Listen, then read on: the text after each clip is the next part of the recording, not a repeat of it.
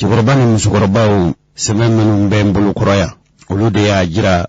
ka fɔ ko Faransi bɛna bɔ Mali dugukolo kan a bɛna taa Niger ko de b'u kɔnɔ u bɛ Mali ni kɔrɔn cɛ wa yɔrɔ min bɛ ni Mali ni Burkina Faso ani Niger jɛlen don frontière la u ka baara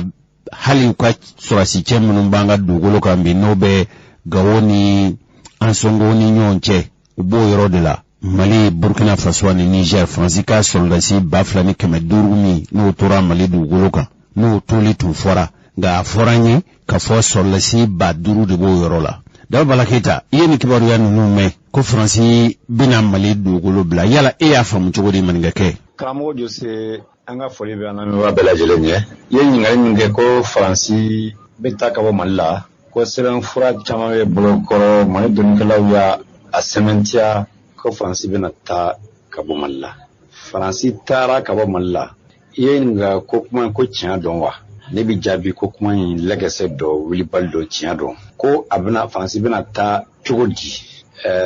k'a yɛlɛ dalu minnu b'a an bɔlɔkɔrɔ Faransi ministre des Affaires étrangères n'ale tɔgɔ ye Le Drian Jean Le Drian n'ale tɔgɔ Jean Le Drian ale y'a kuma fɔ Faransi bulonba la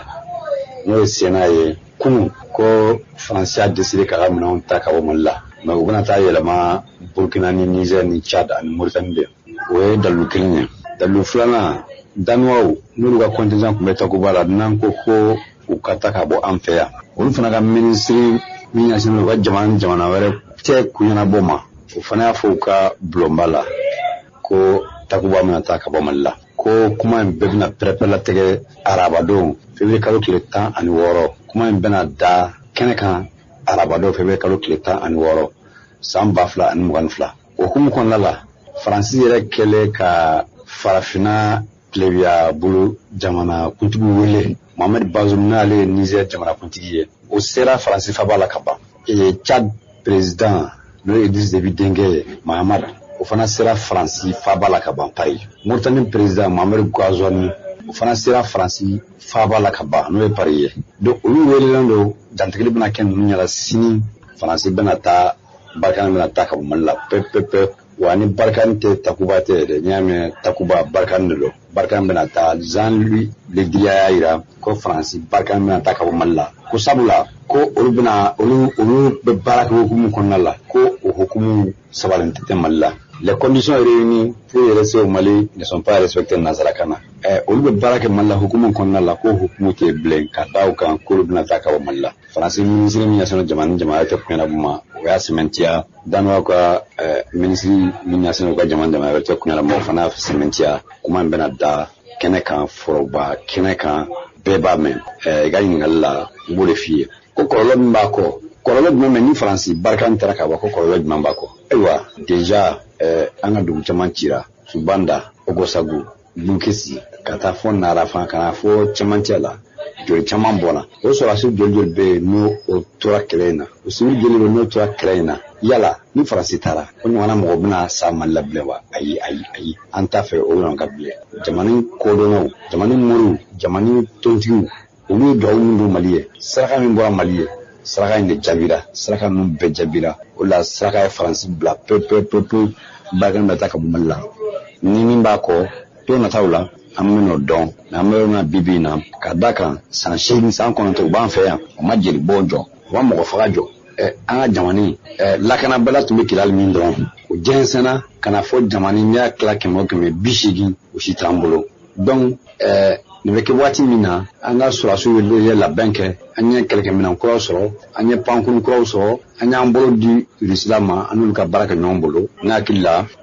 o bɛ kɛ bɔda ye an ma an yɛrɛ ka maakɔrɔw an ka dɔnnikɛlaw an ka tontigiw u ye dugawu min kɛ an ka moribaw ye dugawu min kɛ saraka min bɔra o sarakaw de minɛna Segu ɲagili bɔra saraka bɔra Segu siɲɛ 2 ɲagili bɔra saraka bɔra Kita siɲɛ 2 siɲɛ 1 donc o sarakaw de minɛna saraka ye Faransi bila Barkhane bɛna taa ka bɔ an fɛ siga t'a la karamɔgɔ Jose ne Daba Keita bɛ min sɔrɔ ka da i ka kuma jaabi kan o de ni hakili ka sara Mamadu cɛkɔrɔba ni musokɔrɔbaw ni tun ye Daba Bala Keita ye an y'a sɔrɔ nɛgɛjuru la a ye min fɔ hakili la ka fɔ faamuya sɔrɔla la Faransi ka tolibaliya a tolibaliya Mali dugukolo kan siga ko nin t'a la o Imam Mahmoud Dicko ale be mo fe mo ni maniyane do ka fo ni subaya barami ni mali churene do ala kama ya kife shufe kama ya kife klife ka adamadiya sraw boy fe klife shuma ko ka subaya jugu ta ki segere we France ka barai Imam Mahmoud Dicko mo wata ku fo mo ibeka akaleli ni yayi jamana do utun dara putimula benkera kan ka fo ni mamin tume nyofe no yedine mai ni oye danamoye oti Imam Mahmoud Dicko adatu sira France ka janfaima chukoroba ni musokoroba anga Imam Mahmoud Dicko anga alame bismillah. La France a toka força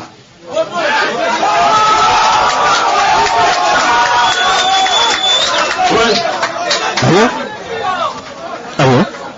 et je le redis encore.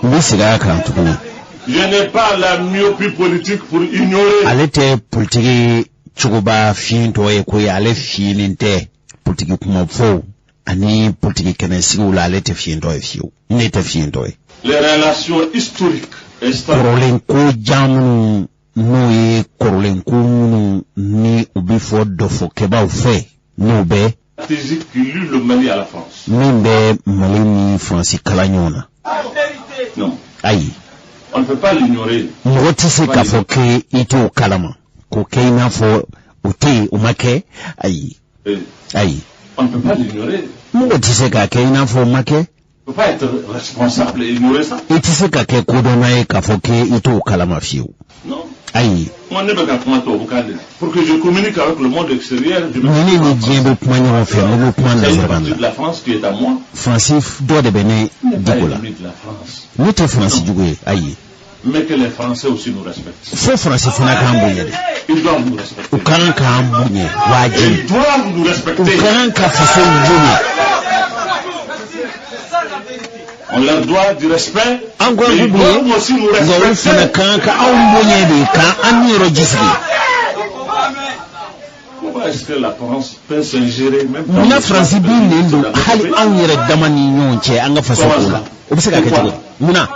pour quelle raison?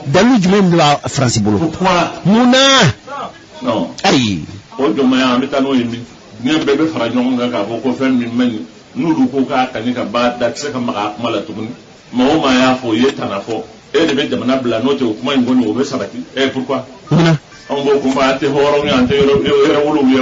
Chukoroba musukoroba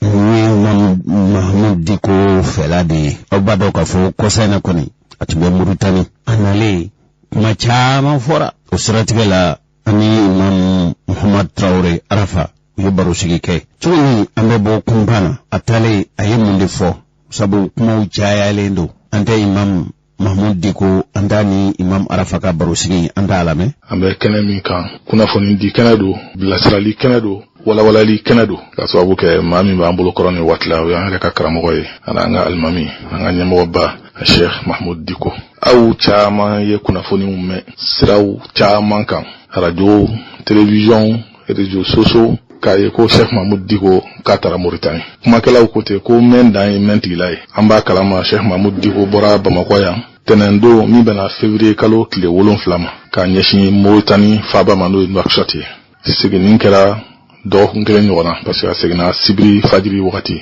min bana février kalo kile 10 ani flama ni Sheikh Mahmoud Dicko yera so ibulu koro aw bela jalen togola ambe ni ngali min kala foli ko fe folo Mauritanie taka jamana de abla katawa wal matara sababu mana Mauritanie mun bara de kuma Mauritanie na ya yera lamen na yemi fayna ambaji ka fo de mayna sababa may ankara wa assalamu alaikum wa rahmatullah. وعليكم السلام ورحمة الله وبركاته. أنغرم وأنباء الله سبحانه وتعالى بركة كعلى ولمنه كان ينعرف في أكاك هنا ككشي أكو شاي على كرم محمد صلى الله عليه وسلم الناس ودوا سنموا الناس ونموا على ما يفرام بلاد لما آمين على ما بين صوابه يا رب نتلاك الإسلام بلاد لنفو الإسلام يا كفولي نوي ككشي نين الله في من تاي كشي نعم أكاك نين أو نسلام كلين بلاد لنك يا رب العالمين آمين يا رب يا الله تندون تامنا كبويا ya fo cogo min kalo in tilewolon fula don ka ben tɛnɛma naam o fajiri dan mbɔra yan ka taa ayiwa Mauritanie talin ala barkala an ga jamana den caman dara la ngelin mata masha Allah ma caman dara ministru tara aywa an ga dina nyugo baw tara aywa ma waru tara jama caman de bora mallakata o tuma dola yare bela jelen tara bo nyogon kalamadi Allah min na nyogon soro avion yare dalay ga wele kun kelini ta kun kelini an wele la kulu do fe kulu min sigi kunde ka kishi ni basigi nyini ka nyeshi nye bela jelema o kulu yin ma min ba nyemgoyala o ye chokorobai karamodo kabini Mauritanie président folo no ye Mukhtar Ould Dadai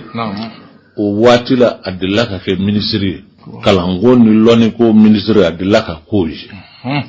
chokoroba do bi karamogo badu loni kala do ibse ka fo bi bolo be nyeshi mamunu makashu maka fo ko don kala do nya kono a ni mo tamba la nya ngono aka kanga soro tan jela ko ni bengeroka wo chokorobain ale de biwele ko Abdullah ولد محفوظ بن بية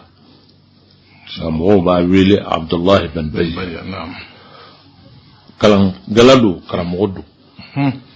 او لباينا اسيرونا سباتيرونا نك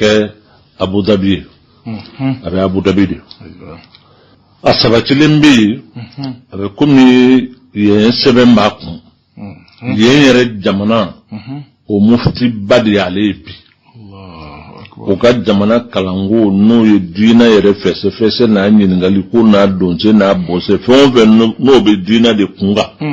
ni mo be nyininga la mami be nyininga ula o de mufti mo ale de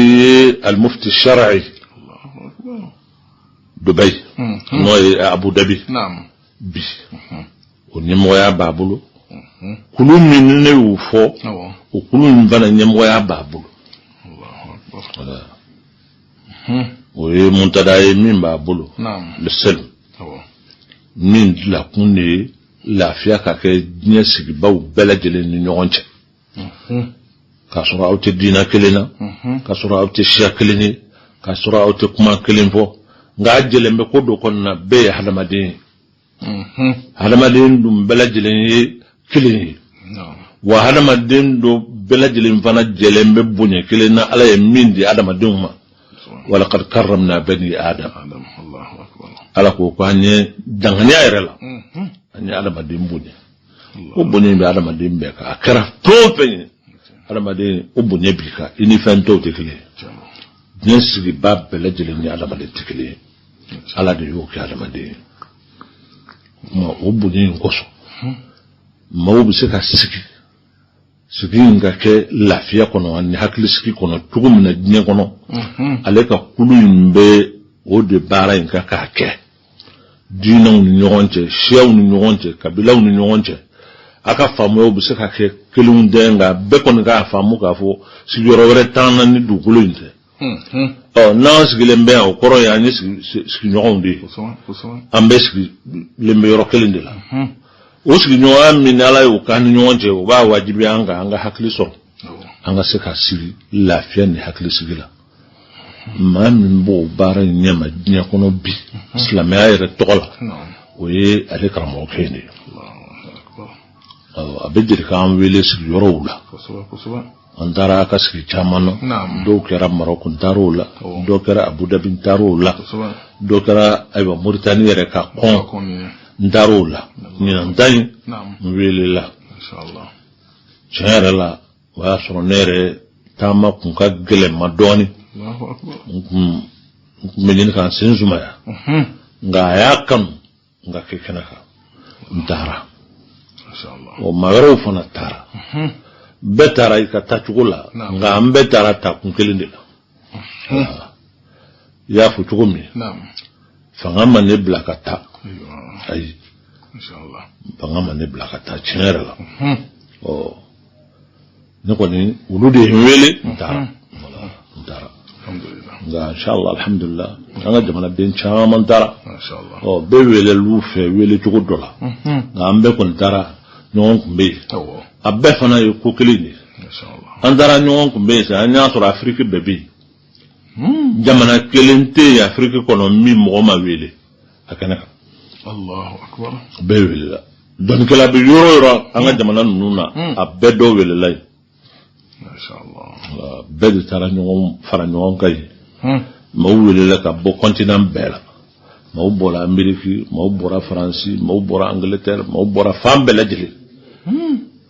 o hakilna min ma bulu ani ma chaman jelembe o hakilna ina dinya kono o ma bela jeli farla nyonka na kuyi sinzilembe ka aywa asabata bulu ni mamu ngaddeme we abu dhabi ana ere ka jamana no e mauritanie kaddu ko no ya chaman aywa ubu ke pour que baranu nu kasika ke ko ka jamana fana nyamo de be baranu nu aywa nyamo ya ke na be damne na be laban fana ubu de benala inshallah o ninanda we ma wele o kuma keneka joni ya wele ne kon dodo naam to ban yare da ya wele wa jamana min be o nyamo de ya wele wa ne ma do no te Niger president kumbe keneka aywa ayre kumata naam o ma wara una na minister chairman na ka bo jamana chairman na fi yango farafina jamana te ne ko ni abugo ne hakli toram mina ko o mo ko te kenen kai beta kun me amedne min kono bi akelembe hawde ni hakli wuli dine akaro o hakli be soro tugudi min ba to mawu hakli be siri mawu saka don almadina la an wajibiya le ndo anga nyonku on be dina mununa dina kelengelen beledele mboni na anfe dina te min to ni hakli ma ya hakli fon fe na be dina kono ni hadama dembe baraka na yo o be ba ni na anfe anga saka nyonku kasiri aywa hakli sigila o baran nun de tara fara nyonga hakli jakabola mumse ka ke ferew ni dabalula mimba to toro munum be dinya kono karangana yana farafina were fanala o karangana len lukan nishi an wayoron numa no e sayil jamanan num wulika jomunum bala no fam baliam num bala sabati baliam min bala mumse ka ke bi mimba to feren de saka soro koina koin alla nyinere yude o kuma de tarake hakili maw ni ko dono mun be dinya kono ko lu wele ko fara nyon ka ka hakili jaka boke baraj me bisaka ke ake kunu ye o hakilna mun jorola ko ne ya bunye dinema wa hakilna laban fon farla nyonga ma min nanu wira aywa jamala ko kalan jamaka meka foko kuma hakilna min jorola ko ina weni yo bunye di amma o yeb samantaye min be sai kata alama thumma kofe abe sai kata anga jamana mo ambe ala barka dawla ka ala fula kuma Mauritanie fem min kara ko nuna weni o tukoroba min be ko nyama ala ko ni yake moye wa neka ko mando habulu wa ka binne ko ni ya don na ne don chere la ayino on kuma yoro fa ka jira ka foko ni moye mo bala la ya gren aya fereka nga gira la kusobe aya ninna ka nyogoni an sigira an wa jamana nu ne hakilna me ne be ko infam tugudi ne ka yeta me o ayen ni nga nere ya ni nga ka jira la bi ala ya ke moma be dinen ngono ni fanga tigidu ni se tigidu dinen ngono bi parce que ani Abu Dhabi be tugo me ani magan jamana biti ni ton fe mbora dañ ngono ko ni ala barkala o ba waliya ne ko ngobbi e bisaka kan wa jamana masababu nyuma chama ikalla je yere ka jamana min be no e Mauritanie o president ani Abu Dhabi o nyemgo ani magan jamana nyemgo ani aywa american nyemgo ini min be dabi nyon dala aw bisaka fere menke ani dabali menke pour que an wa jamana be garante mina abisaka boala Allahu o kuma ninnu an kɔni an t'a fɔ a yɛrɛ ye namu minɛ ni ala sɔnna seko ye min ye a b'o kɛ parce que a ko anw n'olu tɛ sigi ni ɲɔgɔnmaw ye an ye jamana kelen de ye a yɛrɛ bɛ bɔ Mauritanie fan min o man jan a frontière man jan Mali la donc anw ka jamana a ko ni gɛlɛya in tɛ yan ni sira bɛ cogo min na ale tun bɛ se k'i to u ka dugu la n'a taara yen ka na Bamakɔ ka sɔrɔ gɛlɛya ma k'a la ni kow cogoyaw tɛ donc mɔgɔ min don tiɲɛ yɛrɛ la jamana in hami b'a la anw ka jamana ninnu hami b'a la diɲɛ yɛrɛ hami b'a la kama hakilima bɛɛ lajɛlen n'i ye diɲɛ tacogo in ye bi n'i ye hakilima kɔni ye i bɛ hami ni adamadenya ye o tigilamɔgɔ diɲɛ hami bɛ k'i la a bɛ ka taa taabolo min kan a bɛ hakilima bɛɛ siran anw ka jamana in dama tɛ diɲɛ yɛrɛ bɛ ka taa taabolo min na o y'o ye ngo mɔgɔw ka kuma don ni fiɲɛkolon wulila bɛɛ lajɛlen b'i bolo da i kunna ta wala kuma anw ka jamana bɛɛ lahalaya mun na sisan o hamina kow de don o de y'a to a ye bɛɛ wele an sigira jamana o jamana bɛ yen hakilina dɔ bɛ sɔrɔ a la o hakilinaw bɛɛ de farala ɲɔgɔn kan k'a tɛntɛn k'a lajɛ mun bɛ se ka ta ka anw yɛrɛ ka jamana ninnu sɛgɛrɛ n'o ye Sahel jamana ninnu anw ni Burkinaw ni Nigeriw ni Tchadiw ni yɔrɔ wɛrɛ minnu bɛ yen mun bɛ se ka kɛ bi min b'a to an bɛ se ka basigi sɔrɔ maa minnu kɛlen bɛ ka marifa ta an n'olu bɛ se ka a kɛ kɛcogo jumɛn min b'a to nin ko in jisuma bɛ k'a fara ye hakilina in y'o de ye ala k'an bɛɛ sababa amin ya rabbal alamin marhaba ni ye hakilina ɲuman ye an karamɔgɔ min bɛ an hakili sigi kuma misɛn caman bɛɛ kɛrɛfɛ aw yɛrɛ tulo tɛ don minnu na nka i ka kumakan in y'o kumaw caman jaabi an b'a jigi an besoin tɛ an k'olu question misɛnninw dɔw répondre bilen cɛkɔrɔba in n'o y'an ka karamɔgɔba in an ka dɔnnikɛlaba in ala ka barika don an n'a si la i n'a sigira aw ye baro kɛrɛnkɛrɛnnen kɛ jamana kan mais foroba sigi minnu kɛra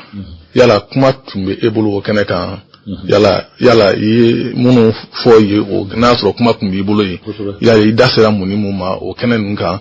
surtout min bɛ anw concerné Mali yɛrɛ kuma dira an ma a don jama in ka ca o ye kuma di ma a cayalen ba ye i bɛ miniti tan kɛ kuma la min bɛ di ma n'i bɛ se k'o fɔ kuma ne ye fɛn min labɛn a ma kɛ fɛn diya ye nga ne hakilila k'a fɔ min ɲinɛn'an fɛ a ka kan ka fɔ ni dalilu minnu ye ne y'olu sabati k'a fɔ ayiwa u ɲɛna min ɲinɛn'an fɛ o ye al-musalah wal-hiwar adamadenw ka sigi ɲɔgɔn musola bɛ se ka kɛ sigi la cogo min n'a bɛ kɛ damu ye hiwaru ye maaw bɛ se ka ɲɔgɔn kuma ɲɔgɔnya pour que a ka ɲɔgɔn faamu parce que adamaden minnu tɛ kuma ɲɔgɔn fɛ a ka gɛlɛ u ka se ka ɲɔgɔn faamu o ye ne ɲininka o de la n bɛ se ka dɔ fɔ o la comme ne ɲininka la kɛnɛ in fana ye diinɛ kɛnɛ de wajibi don i bɛ dalilu fɔlɔ minnu di o ye kuranɛ ye min fɔ a filanan min bɛ fara o kan o ye hadisaw ye min fɔ n'o ye alakira ka hadisaw sallallahu alaihi wasallam bon an ye dɔw tɔmɔ o la k'o fɔ adamadenya hakilinaw ni a fɛɛrɛw la fɛn minnu kɛra anw yɛrɛ ka jamana la kɔrɔlen ni mɔgɔ bɛ se k'o ta k'o kɛ dalilu ye k'a dɔn k'a fɔ sigi k'a fɔ anw bara o tɛ bi ko ye gɛlɛyaw tun bɛ maaw ni ɲɔgɔn cɛ nka maaw sɔrɔla karamɔgɔ kunda ni dɔnnikɛla kunda minnu kɛra sababu ye k'o tasɔnw fa o misaliyaw ne ye o dɔw tɔmɔ a dɔw ye Cheikh Sidi al-Mukhtar al-Kunti ale delila ka kɛ sababu ye kɛlɛba tun bɛ ayiwa Tuaregu n'o ye Buramaw ani kɔrɔbɔrɔw ka faamalamɔgɔ dɔw bɛ yen u ko armaw fanga tun b'u bolo o don olu ni ayiwa o ninnu donna ɲɔgɔn na a tasuma barika bonyana a fitina bonyana a kun ɲini ka kɔrɔnfɛla bɛɛ lajɛlen wuli maa min kɛra sababu ye n'a ka kumakan n'a ka lɔnni n'a ka faamuya ani maaw dalen b'a la u bolo fila falen b'a la a kɛra sababu ye k'o tasuma in fa n'o ye Sidi al-Mukhtar al-Kunti o ka kuma ne y'o don ko in kɔnɔ k'a fɔ o kuma karamɔgɔw ka wuli ka tasuma fa jamana kɔnɔ anw fɛ yan bi ko tɛ n'a a sera yɔrɔ la k'a tɛ se ka dilan pewu wele bi blaka mamun wele o ye wulu ye o misaliya ka ca an ka jamana in kɔnɔ ni an ka kɔrɔlenw ta makututatu o ye kitabu kɔrɔw ni ayiwa sɛbɛn minnu sɛbɛnna ni bolow ye n'olu b'an ka jamana kɔnɔ dɔnnikɛla minnu kun b'an ka jamana in kɔnɔ olu tun bɛ ka ɲɔgɔn kumaɲɔgɔnya cogo min maa minnu kɛra sababu ye ka o hali bi o sɛbɛn ninnu dɔw maralen don min kɛra futakaw ni ayiwa fulaw ni ɲɔgɔn cɛ min kɛra tuaregu ni aramaw cɛ min kɛra ni dɔnnikɛlaw wulila ka kuma dɔ fan dɔ fɛ ka kuma fan dɔ fɛ k'a ɲini ka ayiwa gɛrɛɲɔgɔnya ni faamuya don jamana kɔnɔ n ye o dɔw hakilina ninnu di a di kun tɛ dɔwɛrɛ ye u k'a dɔn anw ka jamana in bi ko tɛ kabini kunungo dɔnnikɛlaw ni hakilimaw kun bɛ baara la jamana in kɔnɔ tuma o tuma n'a a jɛngɛnna a bɛ ɲini ka bɔn olu bɛ wuli k'u jɔ o ye fɛn ye anw ka jamana dɔnnen bɛ ni minnu ye n'o ye o kibaruya ninnu fɔ o y'a ɲini n fɛ nka ne yɛrɛ ka kuma tajiribati shakhsiya kɔrɔ i yɛrɛ kari hakilina i delila ka baara minnu kɛ ani hakilina minnu b'i bolo ani nin ko in na faamuya min b'i yɛrɛ la ne sera k'o dɔɔni fana fɔ ka jira u la k'a fɔ ko an ka jamana 2012 ka taa an bɛ waati min na sisan ko minnu kɛra la an y'a ɲini ka fɛn minnu k'a la jango a bɛ se ka kɛ sababu ye ka kɛ jisuma ye ka ko in sumaya cogo min na n'o kibaruya ninnu dɔw d'u ma pour que u k'a faamu k'a fɔ ko anw yɛrɛ bara yan an b'an bolo fila da an sen kan k'an sigi an y'a ɲini kɔni cogo bɛɛ lajɛlen na pour que ɲɔgɔn faamuya ka kɛ nin ko in bɛ se ka dansara la cogo min parce que kɛlɛ o kɛlɛ bɛ diɲɛ kɔnɔ a bɛɛ bɛ laban fɛn min na o ye sigikafɔ de a jɛnana cogo o cogo kuma an ye o kibaruyaw de fɔ sigi in kɔnɔ ne kɔni ka kuma min sɔrɔla fɛ o kɛra o ye minnu y'u ka jamana yɛrɛ ka télévision soba ye u ye ne wele u ye Tchad o mufti wele u ye Tunisie o fana karamɔgɔba n'o ye u ka diinɛ ɲɛmɔgɔba ye u y'o wele an taara sigi kibaruya minnu b'u fɛ u y'an ɲininka a la parce que ko in yɛrɛ a shi'aru kɔrɔ ye adresse min dira sigi in ma o de ye badlu salam lil alam ko ka lafiya k'o cari k'o di diɲɛ bɛɛ lajɛlen ma o hakilina de ye sigi in ye lafiya bɛ se ka bɔ maa minnu fɛ ka tɛmɛ maa bɛɛ kan o ye silamɛw ye anw de mana maa kunbɛn an bɛ fɔlɔ ka fɛn min f'i ye o de ye ko kisi b'i kan salamu aleykum anw de bɛ don seli la an bɔtɔ la an bɛ salamu de fɔ kɔrɔ ye anw de kisi tigiw ye o tigilamɔgɔw kan u bɛ kisi de di diɲɛ ma u tɛ hakili wuli ni papali ni ayiwa jawuli di diɲɛ ma o hakilina in k'o fɔ ayiwa an taara débat in na o la min ka kan ka fɔ o la ni ala y'o an garijɛgɛ don o la an nɛnkun kan an y'o dɔw fɔ alhamdulillah ko in ko ne ye nin cɛkɔrɔba nisɔndiyara kosɛbɛ a ye n wele a ye ayiwa fɛn dɔw kɛrɛnkɛrɛn ni mɔgɔ dɔw ye mɔgɔ minnu nana ye n'o ye a jamanakuntigiw ye a ye dɔ d'u ma u ye ne fana wele u ye dɔ di ne ma ayiwa k'a jira k'a fɔ ne taali min kɛ a diyara u ye ni fɛn o fɛn dira ne ma o la barika bɛ da ala ye o maaw kɔfɛ a bɛ da jamanadenw ye n'i y'a mɛn mɔgɔw bɛ diko wele k'a ka taa ko la ou bien a ka bonya ko la a bɔra yɔrɔ min na a bonyana n bɛ yen de n'i ma bonya i bara yɔrɔ wɛrɛ n'i taara i tɛ bonya i tɛ wele ma ka i wele i ka taa ka tila k'i bonya k'i ni maa tɔw bɔ ɲɔgɔn na bon o kɔni o samandiya bɛ segin ka taa ala de ma so maaw kɔfɛ a bɛ segin ka taa jamanadenw ma nka bonya in bɛɛ lajɛlen ala t'a tɛmɛnen k'o bonya jamanadenw ta don ala k'an bɛɛ sababa amin ya rabbal n b'a jigi an karamɔgɔ ni dakurunya damadɔ in nin bɛ jamanadenw nafa kosɛbɛ nka ne m'a dɔn komi n ma i ka kuma in bɛɛ lajɛlen lamɛn nka n m'a dɔn n'a y'a sɔrɔ ne b'a fɛ ka min fɔ n'a y'a sɔrɔ i hakili tor'o la walima n'a y'a sɔrɔ i kumana o kan ka sababu kɛ aw welela fɛn min kama santiri bɛ e yɛrɛ bolo yan nɔ o bara in kama yala o santiri yɛrɛ i ma o kofu ye wa o sigikun ye mun ye i ma o kofu ye wa walima e y'i man k'o ka k'o to yen nɔ ten de. Bon ni cɛkɔrɔba yɛrɛ ka sigi kɛrɛkɛrɛnya na a yɛrɛ de ye ɲininka la parce que o y'a kibaruya sɔrɔ n y'a fɔ a ye tiɲɛ don ni santiri in dilan hakilina min bɛ na o de bɛ se ka dɔ kɛ ko minnu b'an ka jamana kɔnɔ ɲɔgɔn faamubaliya la ni olu bɛ se ka nɔgɔya parce que jamana in bɛɛ ye kelen ye an bɛɛ ye sinjiw ye an bɛɛ ye badenw ye an bɛɛ ye sigiɲɔgɔnw ye ko kɔni ni ala ye ko dɔw latigɛ ani ɲɔgɔn cɛ k'a fɔ k'an bɛna se ka kɔli ka dɛsɛ yɛrɛ k'an tɛ ɲɔgɔn faamu pewu pewu ne dalen t'o la walayi ne dalen b'a la k'a fɔ jamana in na n'an kumana ɲɔgɔn fɛ nin ko in a bɛ nɔgɔya parce que jamana in mɔgɔ bɛɛ ye mɔgɔ ɲuman ye mɔgɔ jugu tɛ yan an bɛɛ ye kelen ye fana bɛɛ b'o dɔn o kuma an tɛ dɛsɛ abada ni ala sɔnna nka nin ya b'an na pour que ko in ka dilan n'an yɛrɛ gɛrɛla ɲɔgɔn na an bɛ fɛɛrɛ sɔrɔ a la o kɔni ye ne ka jatadu ye ko in na n dalen bɛ fɛn min na ko in na o y'o ye an b'o baaraw de bon ale y'a jira k'a fɔ k'u ye kibaruya in mɛn a diyar'u ye kosɛbɛ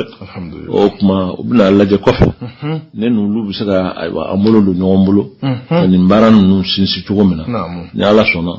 olu fana b'o jateminɛ ala k'an bɛ sawa ayiwa an karamɔgɔ n'a y'a sɔrɔ kuma laban b'i bolo walima wele kan kɛrɛnkɛrɛnnen b'i bolo ani ko in kan k'a tɔ dangɛrɛmaya mɔgɔw ye yɛrɛ an ka sigi kun cɛ inshallah karamɔgɔ fɛn dɔw bɛ yen ne t'a bɛ k'an da don a la yɛrɛ parce que ko bɛ ko la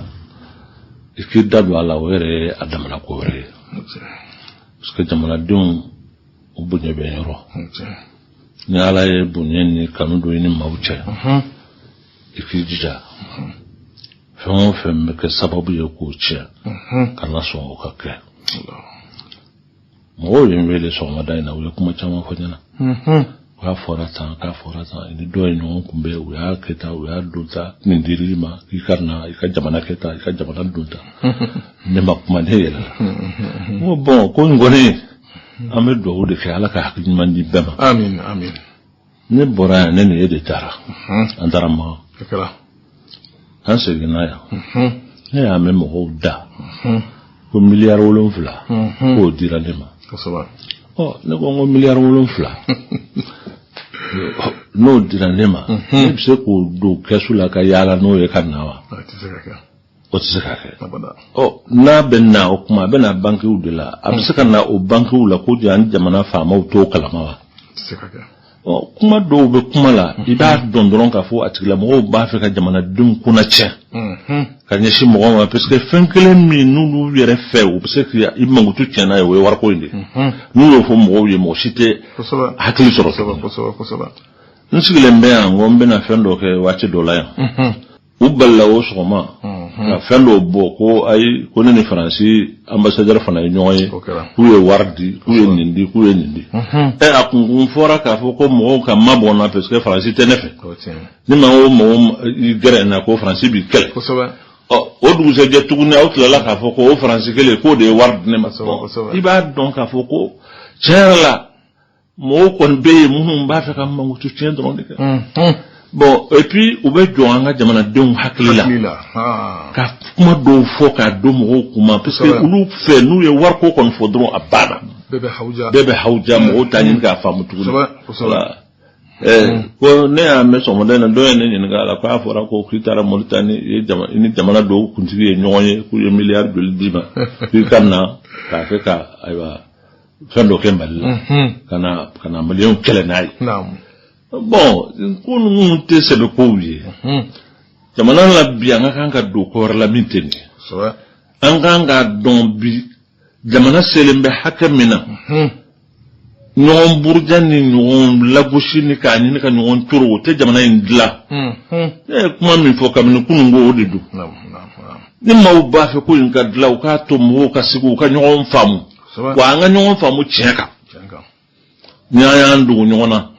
k'an bɛ ko in naamu ka taa n'a ye ten ka to ka kalon da ɲɔgɔn na ka to ka ɲɔgɔn mankutu tiɲɛ ka to ka kuma jugu fɔ ɲɔgɔn ma karamɔgɔkɛ a tɛ dilan dɛ wala a kɛ cogo t'o ye nin fɛn o fɛn bɛ k'a fɔ ne tɛ n da don o la n tɛ laminɛni kɛ parce que ne fɛ vraiment attaque mo ka kuma ni mais tuma dola ife mo munum be kuma num me abu toro bon ne be ya fanya no lu de fe wala vraiment o ka famu don ni ko num be ko do de halibi jamana mo be hakli sugu mina amu soro folo wala parce que burjali te fendla mo neni te fendla ba peren ni disigoshi te fendla ni ko nyana hakli nyuma de be nyene ka tla hakli nyuma de be ko mandla wala hakli nyuma te soro abada ni ma hakli mo fara nyon ka dana ka do nyon ci ka laje ni ko nyam se ka kitugudi oni jamal de nante nyon nyin ngala gele na amma amba kitugudi nanto fu nyon nyana ko ni ma wulila ni yera ko dula dron bita fendo nyini ka imangu tutien wala wardi dem sonu ni fo mo butu sigi bi mangu tutien kalo mbe dla ko dayla aywa kuma ko mbe yele me ko dayla nam da be wo be jamana dlawa karamo tete man da babo ambe dambe do de fi alaka ambe la jeden kan ka amanya assalamu alaykum wa alaykum assalam wa rahmatullahi wa barakatuh.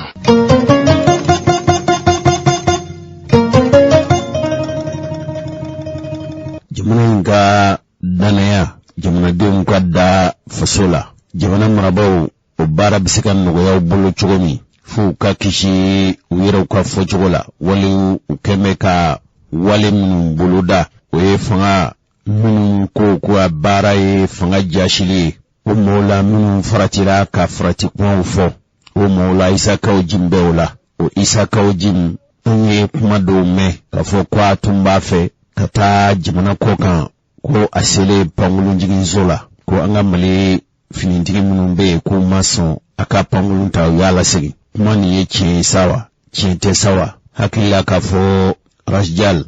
kibaru ya do suraka amseka mu famu kuma inkira ciwa yala isiraka sireskeli surwa joseba do isa kaujim ka queen nako ni ya me nya siresire nya surofuna ciedu atunganga tama minke kata jamana kokan kuma uya ira kafo atukanga ta France jamana de kan kuya bali panguru jigi kene ka kana voyager d'abord ne isa kaujim ka kuma miname tu sais a folo emi parce que isa kaujim ka kuma la ale kode ko cabinet ale be CNT kono parce qu'il était le 4e vice-président du CNT oya surabo CNT baradla aya lanyini kafo be voyager aka parti politique ton a CRT faso ka wole o tonde munube jamana koka atumena ta olu de bara akoko asari de mi yamaru ya dama ka fa bi se kata ni tamala o ya sura e France ta ko flakew ko aleka ni tamai ka be do hukumu mi kono ko jamana nyamo ba kalama membe mu fie jamana nyamo ka ba kalama ke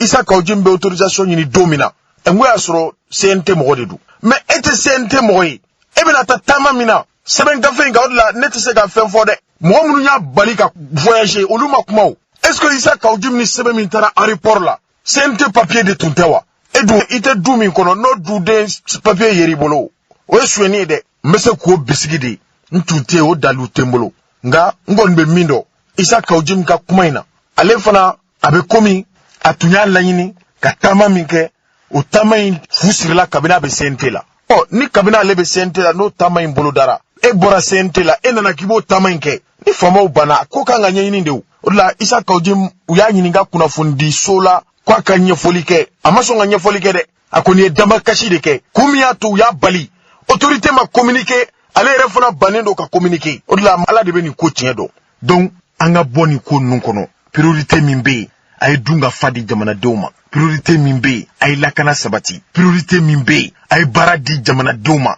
ay jamana deun jigisigi nebse ka mi fo o eninde sinon ameka tambala ko ko lo be kore jose doku nata mena ni logement sociaux ko kobo fana kona agabo hakilima rajal point famuna ben konin kera kan ka fomi isa kaujimi ale tunye colonel Assimi Koita lafasa bay atumba lafasali fanga bonyene koso utunye korosigi kolomi zigi nukwa ko conseil de transition utunye ke nyumo dangaye ngulu député ya joro de tumbe ubulu décembre kalot le sabati manay ka kime isa kaujim aka kuma fole nkane hakilla ka fo chikorobani musukorobaw antunyo kibaru ya nanu lase au maali ni anda masew o mabi Isa Kojim anyangina kritika bawfe ko aka kalo woro kaso datugulenke ko aka kalo woro kaso nga hali nasro ateta kasola nga kangar dabi kai na minena nyona worela yani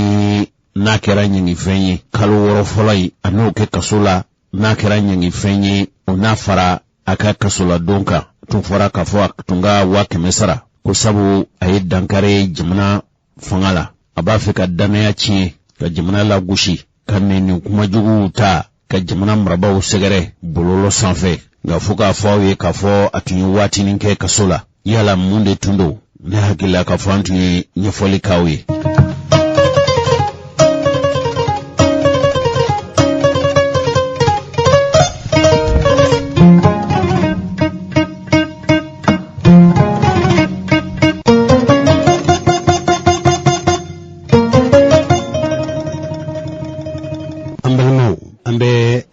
Segu sikoro ati balanzando ame kene minka ka donen no ko mali cikela jamana ye suman ka ca an fe nga minnu be nolu ye suman fere bawye minnu ya barake bawye u ye suman shike shifla ɲɔgɔn buyongo ye u b'a fɔ minnu ma ko sumanjalan keninge bɛ o la saɲɔ bɛ o la fini bɛ o la shɔ bɛ o la fɛn caman bɛ o la minnu na a cikɛra a bɛ bila ka ja n'a jara tuguni a bi sɔrɔ ka feere barake bundaso min n'ale kɛra ŋana ye an bɛ se ka fɔ ciwara o ye baramuso ye baramuso ni ko burama dunguya ni mɔgɔ ma sɔrɔ min b'a dɔn i b'a fɔ baramuso tigi nka baramusoya in mana gansan n'i y'a ye furu la ko mɔgɔ bi kɛ baara ye a bi sɔrɔ min fɛ o y'i ka cɛsiri de n'i sera cɛ ladon na n'i sera buramuso ladon na n'i sera burankɛ ladon na n'i sera denw ladonni na diyagoya i bɛ kɛ baramuso ye o baramuso burama ni maa min t'a dɔn n'i y'a ye nin ko ninnu na tan i bɛ se k'a fɔ ko nin ye nin nafolo lahawta ninnu bɔ mini n'i y'a ɲɔgɔnna denmisɛnninw ɲininka u b'a fɔ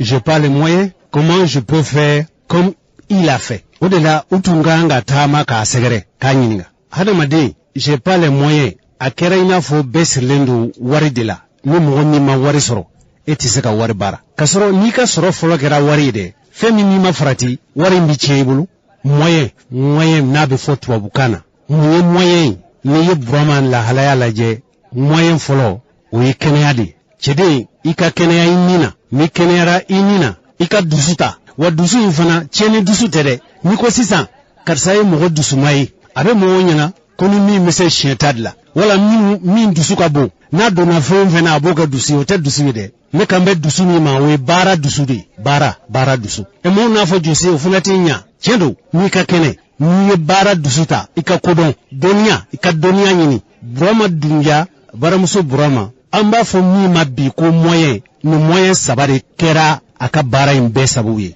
a fɔlɔfɔlɔ o ye kɛnɛya ye ka kɛnɛya yi nin na a filanan o ye dusu ye dusu ɲuman ko don dɛ baara dusu a sabanan a ma baara kɛ kunfɛ i m'a ye a bɛ fɔ ko mɔgɔ caman ka baara kɛra sanjikɔrɔ wɔsi ye e b'i tile ka baara kɛ e b'i si ka baara kɛ e t'i bɔ i yɛrɛ la i ma baara kɛ ni kodɔn de ye aw ɲɛ bɛ fɛn o fɛn na yan ne ɲɛ tɛ fɛn na yan min bɛ bɔ yɔrɔ wɛrɛ nin filɛ an ka musow bɛ na min u bɛ taa nakɔ la ka na min tigɛ a bilalen nin filɛ k'a ja nin ye wosonbulu jalen de nin bɔra yɔrɔ jumɛn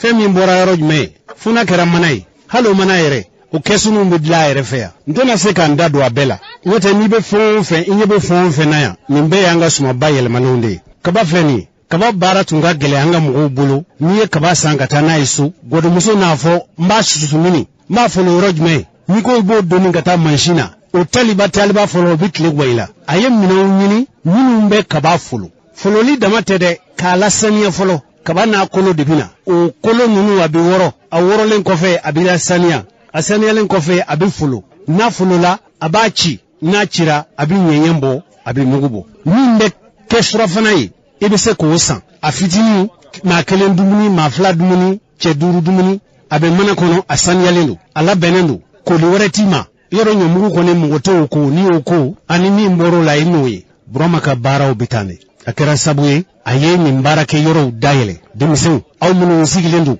aw faso kɔnɔ ko baara tɛ aw bolo i b'a sɔrɔ aw ma se burama fɛ ye n'i ko nin kɛra denmisɛn ye ko foro b'i fɛ fa tiɲɛ na i fa ka foro bɛ yen a ka cikɛ foro bɛ yen ji bɛ se ka sɔrɔ ni ji tɛ sɔrɔ i tɛ samiya ma kɔnɔ samiyaji kɔni na boli kɛ o n'o tɛ ne kɔni sera ka kɔlɔn sen ka fɔ i bɛ se ka nakɔ kɛ Burama y'a fɔ Segu yan k'ale mago bɛ jaba de la jabamisɛnnin o tɔni ba yirika a bɛ se ka tɔni ba kɛmɛ bɔ k'a mago b'o la wa aw ɲɛ bɛ fɛn o fɛn na yan nin bɛɛ y'an ka suma dilanlenw de nin bɛɛ ye kaba saɲɔ keninge jaralakaw ka fɛn sɔ fini ninnu b'a yɛlɛmalen de ye k'o kɛ balo ye balo min i dan de ye dɔrɔn k'a ta k'a kɛ daga la k'a labɛn wa nafɛn ka dɔgɔ min bɛ kɛ nan na i datugu i sumala i foronto i kɔkɔ i tamati nafɛn o nafɛn bɛ yen k'o bɛ kɛ nan na nin bɛɛ lajɛlen nin bɛɛ ba yɛlɛmana Burama baramuso fɛ gɔdɔmuso bɛ taa sugu fiyɛ la n'a y'i diya i b'a dɔɔnin san tile o tile n'a dun y'i diya i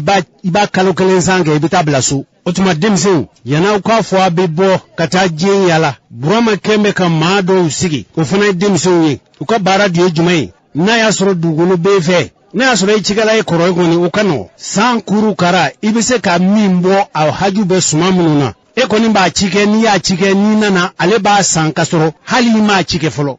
tungafɛ taa ma ban n bɛ taa n yɛrɛ ɲini halaki cɛncɛnfugaw la n bɛ taa n yɛrɛ ɲini halaki kwajibaw la o ma ban o tuma ni mɔgɔ b'a fɛ ka kunnafoni pereperelatigɛlen ɲini nin na i bɛ se ka wuli ka se Burama a ka baarakɛlaw ma n'o ye baramuso ye baramuso n'i y'a cakɛ bondaso ye lajɛ gɔdɔmuso kɔni haju bɛ se fɛn o fɛn ma a kɛra nafɛn ye o a kɛra suma ye o k'a bɛɛ labɛn k'a lasogo k'a d'i ma n'i taara dɔrɔn i bɛ daga sigi i bɛ suman sɔrɔ k'a di gwatigikɛ ma k'a di denmisɛnninw ma an b'o Segu de an b'o o gwa de kɔrɔ yan baara minnu kɛra Segu an bɛna olu lase aw ma sisan. Burama Dumbuya, oui, donc vous venez de là parce que pas de moyens. Parce que on ne peut pas qu'il ne va pas finir la tournée. Nous sommes là maintenant. Oui. Nous sommes là maintenant. Et ne bɛ bɛɛ fo n fa baw n b'a bɛɛ fo ka sɛnɛkɛlaw fo ka sɛnɛkɛlaw fo ka APECAM fo olu min kɛra nin sababu ye an ye ɲɔgɔn sɔrɔ kɛnɛ kan ne ka intervention tɛ janya juste ne tun bɛ fɛ dɔrɔn nin ne siɲɛ fɔlɔ de ye yan komi n bɛ présenter fɔlɔ ne tɔgɔ ye Burama Dumbuya ne de ye société Aminata Konate ye a promoteur de ne société Aminata Konate ye société min ye a wolola Bamakɔ ne yɛrɛ Bamakɔden san 2008 ɲinan y'an ka société 114 an tɛ dɔwɛrɛ foyi kɛ ni sɛnɛfɛnw transformeli fɛ an bɛ sɛnɛfɛn 62 de transformer Mali la o tɛmɛnen kɔfɛ an bɛ transformation kɔnɔna la an y'a lajɛ k'an ka sɛnɛfɛn minnu bɛ sɛnɛ Mali kɔnɔ ka tila k'u ta ka bɔ n'u ye k'u yira diɲɛ na quoi ka usine dɔ sigi Sénégal an ye usine dɔ sigi Côte d'Ivoire ka tila k'a bila jamana 10 na k'a yira k'a fɔ Mali sɛnɛfɛnw n'a valorisera nafa min b'a la tile min b'an fɛ yan climat min b'an fɛ yan an ka sɛnɛfɛnw a ka timi ni 80% pays minnu b'a sɛnɛ kɛ an ka sɛnɛfɛn ka timi n'o ye k'o yira diɲɛ na j'espère que mɔgɔ caman y'a fɔ o tɛmɛnen kɔfɛ bi ne bɛ yan nɔ pour que n bɛ se cogoya min na hali bi ka se ka suman sɔrɔ sɛnɛkɛlaw bolo ani sɛnɛkɛlaw ka sɛnɛfɛnw sanbagaw feerebagaw pour que an fana bɛ se toujours ka dɔ fara an ka baara kan cogo min parce que bi bi in na n'i y'a jateminɛ an bɛ fɛn caman transformer n'a kuma mɛn yan quoi c'est pour cela ɲɛkisi dama bɛ kɛ produit 7 ɲɔgɔn ko pour que n'a sɔrɔ solution bɛ se ka sɔrɔ o la produit la i b'a jateminɛ jabamisɛnnin b'a la jabamisɛnnin ni jaba kumaba de n ka jabamisɛnnin dɛ jabamisɛnnin ne bɛ caman transformer ale la san kɔnɔ ne bɛ 100 000 tonnes de transformer jabamisɛnnin na 100 000 tonnes mago b'o la jabamisɛnnin na parce que n y'a mɛn k'a fɔ fɛn caman bɛ f'i yan nɔ a bɛ transformer mais i b'a sɔrɔ a tɛ san a bɛ to sugu kɔnɔ bon a tɛ san bon i b'a sɔrɔ ne nana bi n'a sɔrɔ a bɛ se tuguni fɛnɛ ka fɛn kɛ i n'a fɔ nin y'a fɔ cogo min na ani e yɛrɛ y'a fɔ cogo min na ani sɛnɛkɛlaw ka se ka bɛn fɛn dɔ kan an mago bɛ se fɛn minnu ma san nata la juma ni juma an ka contrat taara depuis sanji ma bi o ka fisa aw ka sɛnɛ kɛ ka na aw ka sɛnɛfɛnw ka b'u feere quoi fɛn fila de don sɛnɛfɛn bɛ se ka feere mais nafa dɔ fana bɛ yen sɛnɛkɛla kan min ka bon ka tɛmɛ i ka sɛnɛfɛn feere ka na ka n'i sigi sugu la n'i ma prix sɔrɔ a la finalement a bɛ kɛ jigilatigɛ ye mais depuis i ma si sɔrɔ depuis san ma fin samiya ma se i ka suma a sannen don i bolo k'a ban a prix dɔnnen don voilà ne bɛ fɛ an k'o de kɛ o de ka di ne ye bon o la feerefɛn damadɔ bɛ yen an mago b'o la fɔlɔ n ye jabamisɛnnin fɔ filanan fɛn dɔ bɛ nord la i n'a fɔ mafejɛ ye épice international de n taara diɲɛ jamana fɛn fɛn ka ɲa ye et puis an mago bɛ a tɔn caman na an bɛ fɛ nord mɔgɔw fana k'u hakili to mafejɛ la i n'a fɔ an fa dɔ sera ma san na a ye selizɛmu fɛnɛ fɛn Tombouctou Taoudou Sel kɔgɔ a ka d'an ye an ka transformer parce que chaque année an bɛ kɔgɔ wɛrɛ minnu ta an b'a bɔ fo Mauritanie de ne bɛ kɔgɔ bɔ Mauritanie ka na ne bɛ minɛn bɔ jamana wɛrɛ ka na mais n'i y'a ye nana yan a ka di n ye an n'a ka tila ka bɛn an ka se ka fɛn dɔw kɛ ɲɔgɔn fɛ parce que Mali ye anw de ye Mali ye malidenw de ye n'an jɛra k'an bolo di ɲɔgɔn ma avec APECAM a ka ca la an bɛ bɔ nɔgɔ la hakɛto b'a la. Merci beaucoup kɔrɔfɔ ɲɛna donc an kɔni secrétaire bɛ yan président bɛ yan donc u ye kɔrɔfɔ mɛn an bɛ séance de travail kɛ an bɛ baara kɛ an b'a yirila fana nin ye bourse bɛ Sénégal kama fɛn wɛrɛw bɛ yen minnu tɛ Sénégal ye. nafa filanan min b'a la fɛnɛ o fɛnɛ ye sɛnɛkɛlaw ka nafa ye parce que sɛnɛkɛlaw caman bɛ yen u bɛ sumanw sɛnɛ i b'a sɔrɔ feereko bɛ gɛlɛya u bolo mɔgɔ tɛ yen min b'u ka sɛnɛkɛfɛnw san u bolo bon maintenant wo hukumu kɔnɔna la a nafa bɛ se sɛnɛkɛlaw fɛnɛ ma pour que u bɛ fɛn minnu sɛnɛ san kɔnɔ u ka sɛnɛfɛn ninnu se ka sɔngɔ ɲɛnama sɔrɔ cogo min na u ka sɛnɛfɛn ninnu se ka feere wɔrɔ sɔrɔ o y'a nafa ye bon maintenant an yɛrɛ minnu fɛnɛ ka baara danbɛnnen don Mali sɛnɛkɛfɛnw bayɛlɛmali ma a bɛ kɛ sababu a nafaba bɛ anw yɛrɛ fɛnɛ kan ka d'a kan anw fɛnɛ bɛ se ka kɛ a b'an anw dɛmɛ kosɛbɛ anw fɛnɛ bɛ se ka an ka matière première sɔrɔ san kalo 12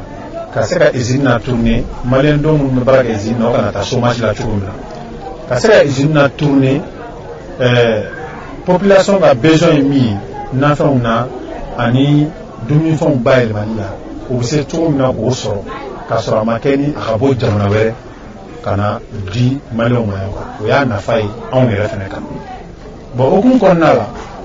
minnu ye nin lajɛ sigi sen kan an bɛ a ɲini u fɛ u ye fɛn min sigi sen kan nin ye fɛnba de ye n'o ye APECAM ye u ye fɛnba de sigi sen kan nin a nafa bonya kama an b'a ɲini u fɛ hali sisan u k'a lajɛ san kɔnɔ kelen don n'u bɛ se ka kɛ hali san kɔnɔ 2 ye u k'a lajɛ hali bi ka améliorer halisa a ka bɔ Mali kɔnɔ sɛnɛkɛlaw dɔrɔn na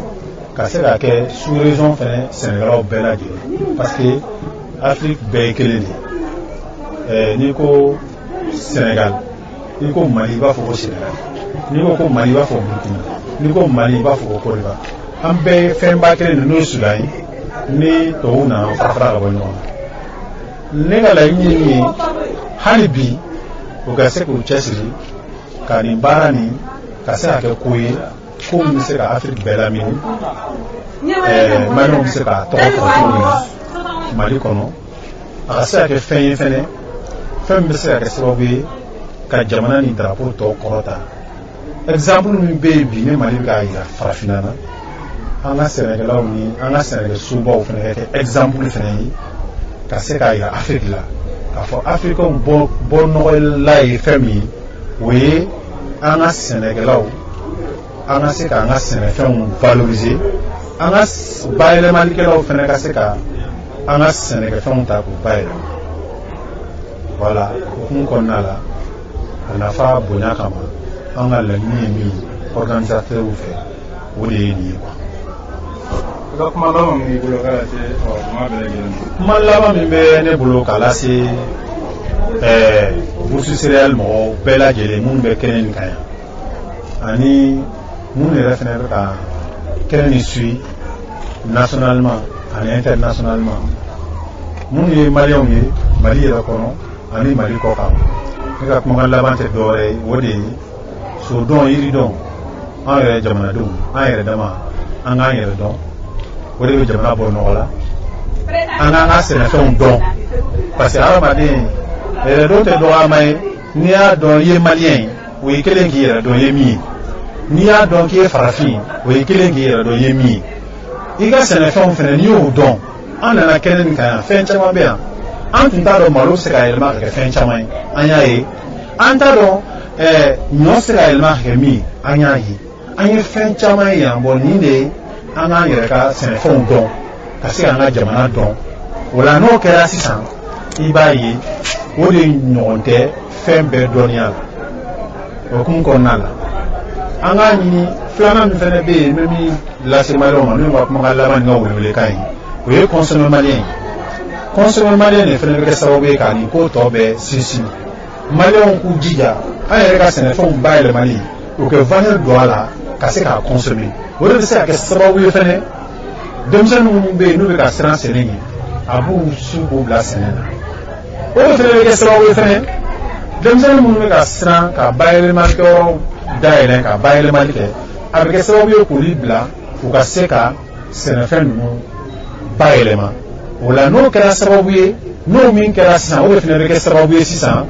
pour que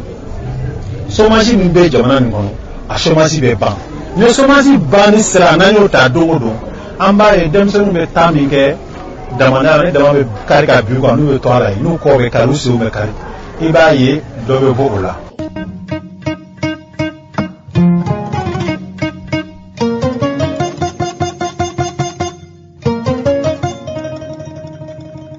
cɛkɔrɔba ni musokɔrɔbaw Mali ko a tɔ min ka kɛ bundini cinda ye n y'a jira u la k'a fɔ Mali a fanga bɛ mara cogo min a bɛ mara ba minnu fɛ fanga bɛ mara furancɛ minnu kɔnɔ jamana yɛrɛ cakɛ jɔsen o jɔsen bɛ yen i n'a fɔ kana i n'a fɔ kɛnɛya i n'a fɔ kalanko i n'a fɔ sariyako sariya bɔlɔw bɛ sigi min kan sariya kan ka boli cogo minnu na nin bɛɛ lajɛlen kan ka ladila malidenw ye forobasigi kɛ k'u da se nin bɛɛ ma kani ka bilasirali ni fɛɛrɛw boloda Mali ye waati 2 minnu boloda n'o ye san 5 ka tila ka san 4 fɔ CEDEAO mɔgɔw bannen do ma petu o sabu de y'a to ye jamana in ɲɛngi o yɛlɛmani minnu n'olu fɔra charte kan ninnu tali la jamana marabaw ko u bɛna dɔ bɔ jamana marakulu la o hakɛ ko ka dɔ bɔ cɛya la ani ka dɔ fara sariya taabaw kan n'o ye furancɛ fanga kɔrɔsigi minnu ni députéya jɔyɔrɔ bɛ bolo ka dɔ fara olu cɛya kan ninnu bannen do nima u ye kunnafonilasiraw wele kɛnɛ kan u ye ɲɛfɔli kɛ ko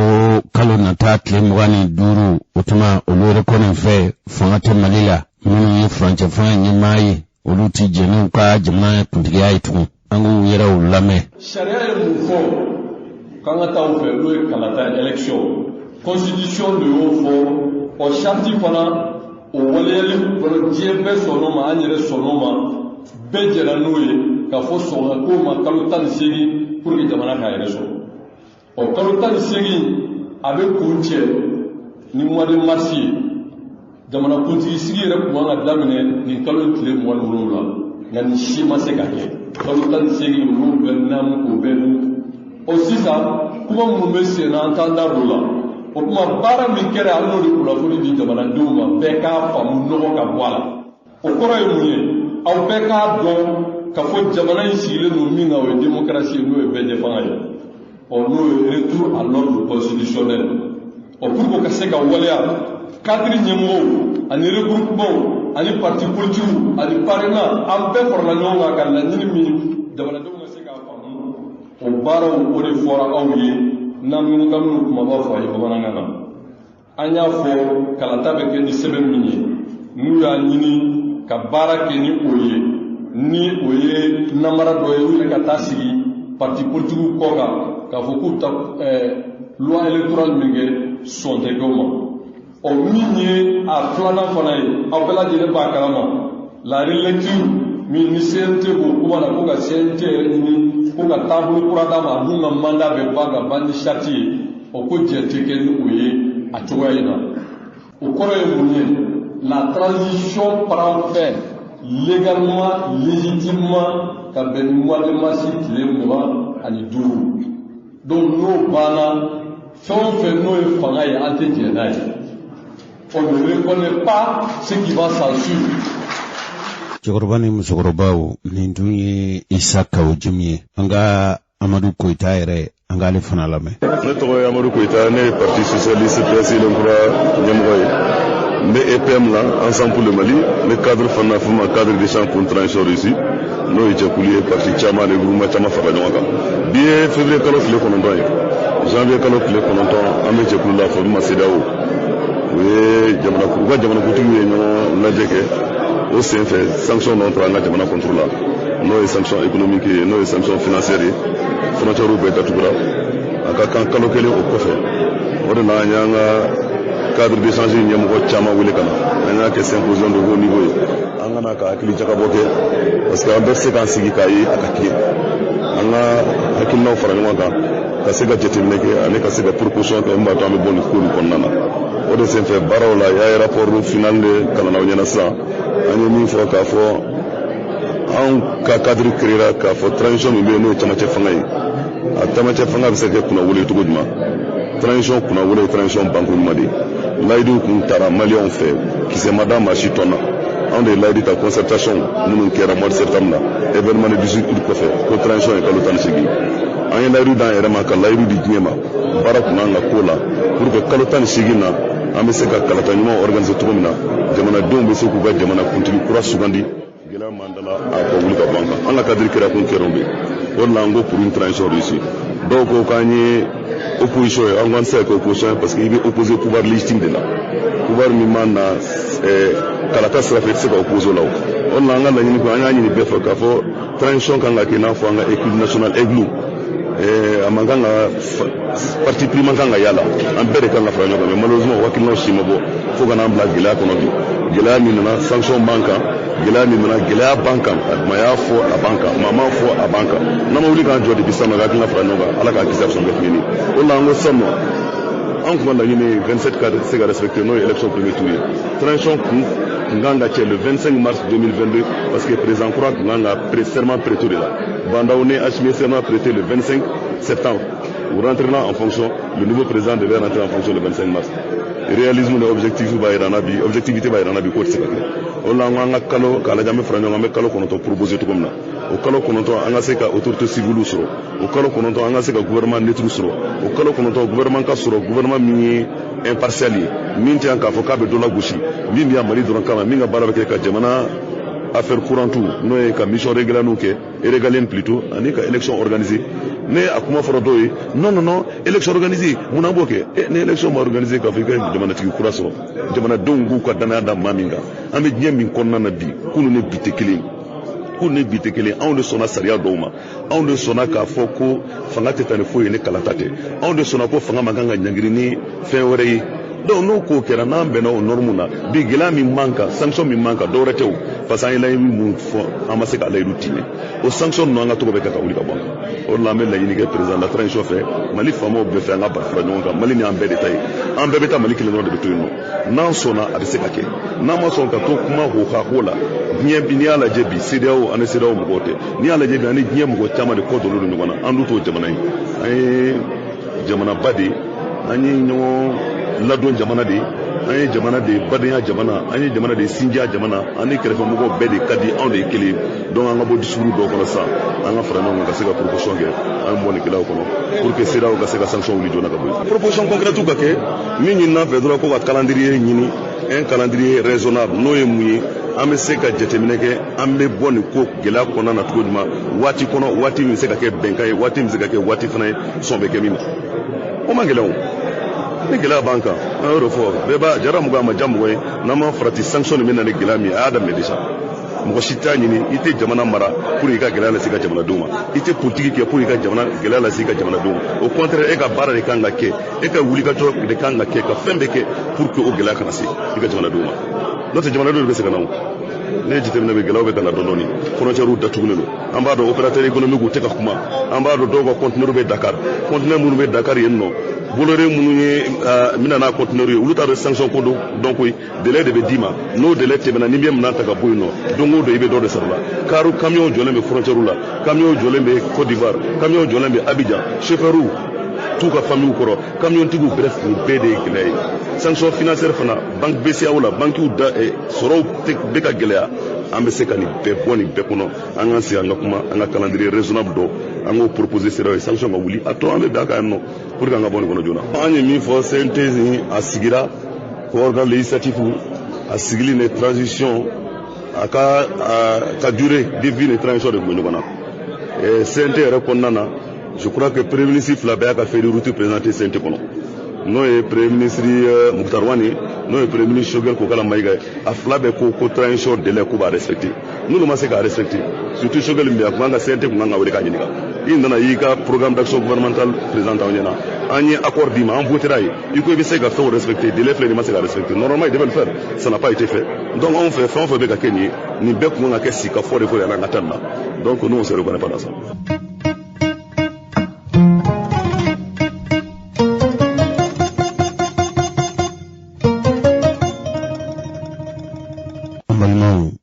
Jirawla ka fɔ o shati minnu tun taara kalo kɔnɔntɔn in kɛra i n'a fɔ o kɛra fu ye sabu kungilenna kelen ma ta a fɔcogo la sira minnu dara sira ɲuman tun tɛ Choguel Kokala Maïga nale yɛlɛma minnu donna la ale kɔni ye jamanadenw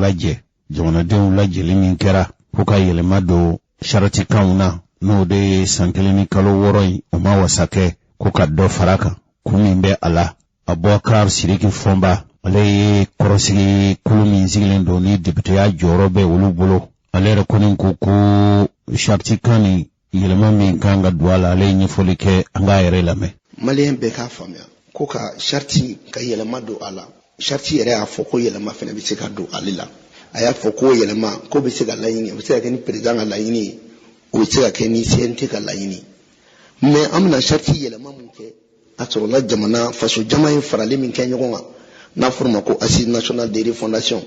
o faso jama ye laɲini minnu kɛ o laɲini tɛ se ka don ba la cogo si la fo an ka yɛlɛma don sarti kɔnɔ bɛɛ b'a dɔn k'a fɔ ko sarti fɔlɔ min tun bɛ sen na kalo 18 de tun fɔra mais jamanadenw nana u ko k'a daminɛ kalo 6 la ka taa san 5 la donc ni mo o don sarti kɔnɔ ni sarti dɔ in banna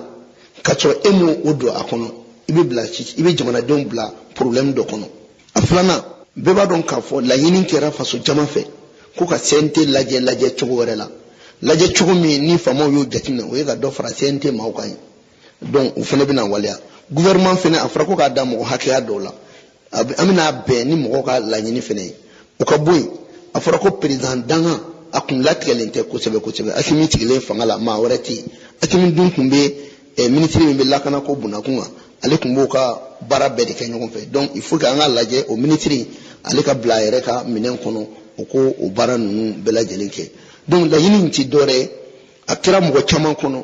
ko fasodenw bɔra ka kuma minnu kɛ n'a bɛ fɔ o ma ko Assise nationale k'a dabɔra dɔrɔn de ko ka dɔ fara transition délai kan an b'a fɔ ko mɔgɔw k'o b'u hakili la fasodenw bɔra ka kuma min kɛ a kuma ten bɛ jate i b'a fɔ ko sariya sunba a n'o valeur bɛɛ ye kelen ye ani o bɛɛ bɛ taa hakɛya kelen na donc jateminɛ de bɛ ka kɛ gouvernement bɛ ko kɛ est ce que jamanadenw ka laɲini ani gouvernement bɛ baara minnu kɛ est ce que u ye kelen ye donc yanni an ka don ko caman kɔnɔ an b'o kɛ et puis a ka kan mɔgɔw k'a faamuya ko constitution min bɛ sen na a ma bɔ yen halisa a bɛ yen donc n'ale bɛ yen sanga ni waati a bɛ baara de kɛ pour que an bɛ se ka to o hukumu kɔnɔ cogo min na ka tila ka to faso jama ka laɲini kɔnɔ cogo min o police territoriale ko kuma in a fɔlɔ tɛ nin ye san 2013 a fɔra mais o miirina o ni min bɛ ninnu bolo olu miirina tɛ kelen police territoriale ka laɲini ye jamana fara baara de ye ka bɛɛ ka yɔrɔ d'i ma i ka polisi dɔw bila minnu fanga ka bon n'i ka armée minnu fanga ka bon n'i ka polisi donc n'i y'o jateminɛ i bɛna ye k'a fɔ o yɛrɛ jaabi kɔnɔna i b'a ye k'a fɔ k'o tɛ se ka kɛ Mali la bilen o la mɔgɔw k'a faamuya k'a fɔ ko police territoriale ko kuma a bɛ papier de kan papier kɔnɔ kuma don an bɛ yɔrɔ min na i ko bi mɔgɔ si t'i to i yɛrɛ ma k'e bɛna Mali farali ko kuma k'i b'o bolo da mais tasuma fɔli o tɛ da jeni police territoriale papier a bɛ ka fɛn min ma kɔnɔ o tɛ dɔwɛrɛ ye o ye ɲaman de ye.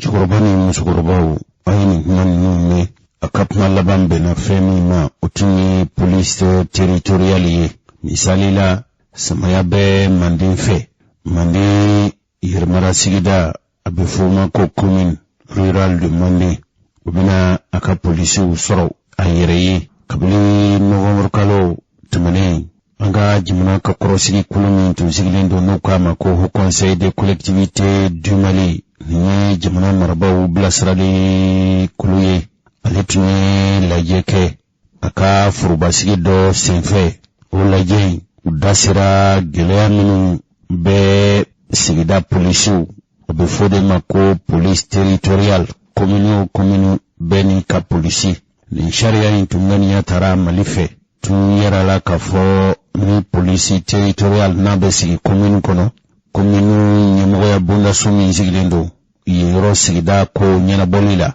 wala Bamakɔ ya, a tun mara bɛ ta k'a d'o ma. Police territorial ka baara bɛna kɛ mun ye? O de ye sigida kɔnɔ n'o ye commune ye. O polisiw sigida lakana ani sigida kɔlɔsili a tun bɛ di olu polisiw de ma wale bɛ sa ko ye dankarili ani bingani wale cɛjugu olu tun bɛ olu de kɔn basigi bɛ se ka segin cogo min. Nka a nana kɛ polisi territorial ko ye dɔw y'a ye k'a fɔ marifatigi minnu ye jamana ta kɔrɔn fɛ n'a kɛra sabu ye a bɛ dabali ni fɛɛrɛ dɔwlu ma u k'u fara ka bɔ jamana na. A sariya min tun taara ka di sariya tabaw ma ko a bɔra dɔgɔkɔrɔ. Minisiri y'a jira k'a fɔ u y'a bɔ a dɔgɔkɔrɔ CNT la. A sariya in tali nka police territorial yɛrɛ ye jumɛn ye? Cɛkɔrɔba in tɛ balo la bi n'o ye Amadu Seydou Jikɔrɔni ye. Ale tun kumana kan an t'ale lamɛn fɔlɔ wa. U bɛ fɛn dɔ sigi a fɛn in u y'o fana tɔgɔ da ka a tɔgɔ tu ko police territorial. Mais cɛncɛn na finitigiw de don minnu région olu bɛ région min sigi u ka assemblée n'u ka président de région olu sago n'u jogo dɔrɔn de bɔ o police territorial kan. O kɔrɔ ye ko u bɛ na armée sigi u dan ma. U sago n'u dingɛ bɛ armée min na armée locale de dilatɔ don. Fɛn kura tɛ koyi. MINUSMA ONU a y'i sen don jamana o jamana ka ko ɲɛnabɔli la. U y'a daminɛ Lumumba de la 1960. U y'a armée sugu sigi o jamana ninnu bɛɛ kɔnɔ. Hali bi n'i b'a kuma min i b'a fɔ ko M23 ko ni gouvernement central armée bɛ ɲɔgɔn na. Dɔwɛrɛ tɛ o. Armée territoriale min sigira Kivu ni région wɛrɛw kɔnɔ. République démocratique de Congo kɔnɔna na. O armée sugu de ni gouvernement bɛ ɲɔgɔn na hali sini k'a ta kabini 1960 bi. U b'a fɛ k'o ɲɔgɔnna de kɛ an fɛ yan k'a dabɔ Kidali fanfɛla la. Munna? Parce que n'o armée sugu sigira yen n'o na an ka armée bɛ ɲɔgɔn na kɛlɛ bɛ to sen na. O yɛrɛ de ka di taman parce que k'o kɛlɛ to sen na u bɛ pétrole bɔ u bɛ jama bɔ u bɛ uranium bɔ u d'a ma douane ko t'a la taxe wɛrɛ ko t'a la u b'a bɔ comme a bɛ kɛ Congo cogo min. Depuis 1960 u bɛ ka Congo ressources bɔ sans taxe. Depuis Irak guerre kɛra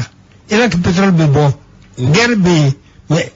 Kadhafi fagara Libye guerre bɛ yen mais pétrole bɛ bɔ. O ɲɔgɔnna de bɛ ka boloda ka kɛ Mali kɔnɔ u ka armée sira la u ka finitigi problème na o de tunnen bɛ k'o kɛ accord kɔnɔ. O de y'a to ne bannen b'o yɔrɔ ye ka sababu kɛ armée dilanli de don par région bɛɛ tɛ a bɛ daminɛ olu la mais peut-être a tɛ dan olu kan. Donc ni armée dilanna région bɛɛ n'i ka armée bɛn jumɛn b'o kɔnɔ?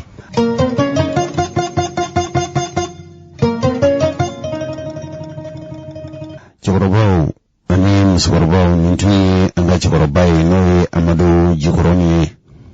O Amadu Jikɔrɔni a fatura bi nka yala Mali marabaw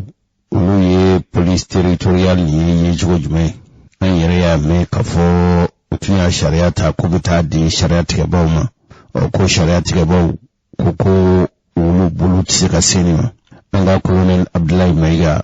n'ale ye minisiri min sigilen don jamana kɔnɔna marako ani fanga cɛman bɔli yala ko laban cogo jumɛn? Jamana yɛrɛ ka foroba laselibow olu wulila ka s'a ma a ye min fɔ o la o filɛ nin ye. Police territorial ye mun ye pour que ka se ka lakana sabati k'an sinsin o kan kosɛbɛ an ka maire minnu bɛ yen ou bien président du conseil régional minnu bɛ yen ka polisi dɔ créer mun bɛ u dɛmɛ kosɛbɛ lakana ka se ka sabati an ka dugu kɔnɔna la o de ye police territoriale yɛrɛ nafama ye mais u ka baara ye mun ye police nationale u b'o mɔgɔw de dɛmɛ pour que n y'a fɔ cogo min na lakana ka se ka sabati ka ɲɛ an ka jamana bɛɛ kɔnɔna la o de ye police territoriale yɛrɛ kunba ye initiative bɔra Mali gouvernement yɛrɛ la marisi kalo tile 25 san 2020 gouvernement ye initiative ta conseil des ministres tɛmɛlen kɔfɛ ministère de l'administration territoriale ani décentralisation o kɛra ministère ye mun a baara dilen bɛ a ɲɛmɔgɔya dilen bɛ ministère mun ma fɛn wɛrɛ bɛ yen police territoriale accord pour la paix et la réconciliation issu du processus d'Alger o fana b'a kofɔ ko ka police territoriale créer fan bɛɛ donc je crois que o bɛɛ de y'a to ni initiative ninnu taara mais mun fɔ ka gɛlɛya kosɛbɛ autorité de transition a initiative ma bolo la an nana sɔrɔ dossier bɛ tabali sanfɛ mais n y'a fɔ cogo min na jamana baara kungelenna kelen de don k'a fɔ ko ni gouvernement tɛmɛlen nin ye mun kɛ gouvernement min na o kɔfɛ o tɛ se k'a da dɔ la état tɛ fonctionner ten n'aw nana mun sɔrɔ yen aw bɛ aw jija aw se ye mun ye k'o k'a ko la donc o de la autorité de la transition a kɛra gouvernement ye a kɛra CNT o de la an da don police territoriale ko kuma la parce que n y'a fɔ cogo min na gouvernement san marisi kalo tile 25 2020 olu y'a adopté conseil des ministres n'a adopté la conseil des ministres la a kɛra cogo f'a ka tɛmɛ CNT mɔgɔw bolo olu fana k'u hakilina fɔ a la o de b'a to a bɛ se ka kɛ sariya ye CNT bɛ session extraordinaire la avec le gouvernement ka décret fɔlɔ ta ka sariya dɔ ta k'a fɔ ko CNT k'u miirina ta fɔ la mais comme a kuma cayara an ka jamana ɲɛmɔgɔ yɛrɛ ye a laɲini k'a bɔ a la fɔlɔ pour que an ka se k'a ɲɛfɔ mɔgɔw ye k'a ɲɛ mun don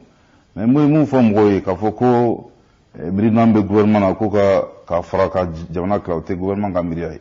n y'a fɔ cogo min na sani nin yɛrɛ ka se an yɛrɛ ye a fɔ CNT mɔgɔw ye k'a fɔ ko vraiment projet de loi in a bɛ cogo min na nin an tɛ se k'an da don a la parce que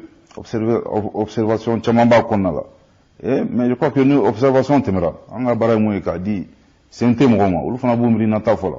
mais n b'a dɔn CNT mɔgɔw fana jamanadenw de tubabu ko n ye loi fɛn fɛn ta fo bi na miirina kelen b'u la o ye ka Mali ka intérêt bɛ yɔrɔ o yɔrɔ Mali ka nafa bɛ yɔrɔ o yɔrɔ k'o sabati donc police territoriale n'a a tɛmɛra CNT bolo n'u y'a jateminɛ k'a fɔ ko ala ko tiɲɛ Mali ka nafa b'a la a bɛ a décision b'olu de bolo k'a latɛmɛ ou bien k'a bila kɛrɛfɛ définitivement.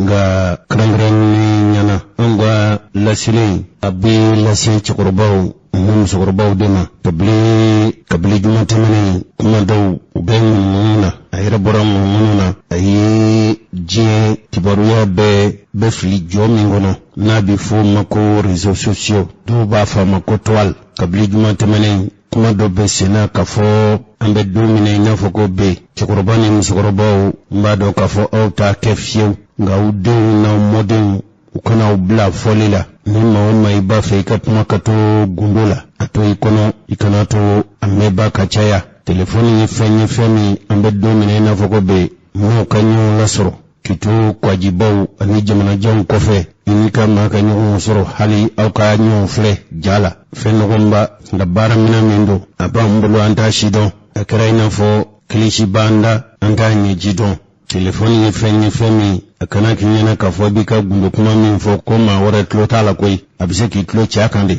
diɲɛ don o don n'a b'a fɛ k'i ka kuma bɔ gundo la k'a da siraba kan k'a da lɛfɛ kɔnɔ ka yaala a dabali n'a fɛɛrɛw bɛ yen o yɛrɛ dama tɛ koyi hali i bɛ se ka maa kumakan i bɛ se k'a ladege mansin bɛ yen bi ne bɛ ka kumaw ye cogo min o mansin bɛ se ka maa wɛrɛ ka kumakan ta n'o ye ne ta ladege k'o ɲɛdɔn o bɛ kɛ cogo min tuma dɔ la a bɛ se ka maa wɛrɛ ka kuma ta k'a kɛ i n'a fɔ ne de bɛ kuma na n m'a fɔ k'a fɔ min bɛ senna k'o do dɛ ne ma fɔ nka kuma nin ko kumakan dɔ tɛmɛna an yɛrɛ ka jamana marabulon ɲɛmɔgɔ kɔrɔ dɔ cɛ n'o ye Bubu Sise ye Bubu Sise ale tun ye ala ka hinɛ Elhaj Ibrahim Bokar Keita ka marabulon ɲɛmɔgɔ la i n'a fɔ Sogɛl Kokala bɛ jɔyɔrɔ min na bi Bubu Sise u ni kɔrɔbarikaw ka jamanakuntigi n'o ye Alassane Dramane Ouattara ye kabili ɲuman tɛmɛnen ko kuma ɲɔgɔnya baro dɔ kɛra u ni ɲɔgɔn cɛ baro in senfɛ komi ya ko bɛ kiritigɛbaw bolo bi sabu an ye kibaruya sɔrɔ k'a fɔ